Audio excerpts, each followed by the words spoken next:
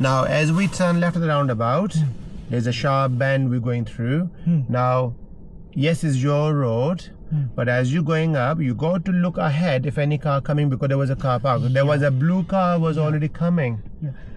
But I would expect, because it's a sharp bend, so even though it's your road, but that car has already committed. If you're gonna stop at the bend over there, you're not leaving enough space. What I would expect you to do is stop before into the bend. But in that, what actually happened is I was committed and I was thinking he will stop.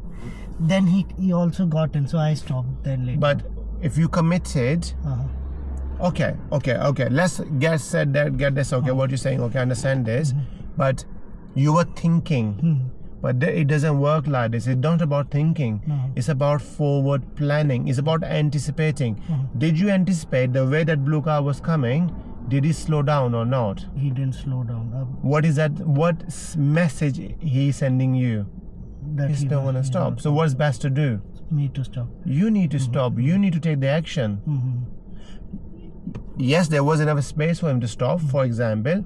He didn't, but you need to stop. But when you're going, unfortunately, we make him slow down. And there's no way the two cars can go in that bend. So that will be a serious fault, unfortunately. It's a harsh decision. You've learned with that. Okay.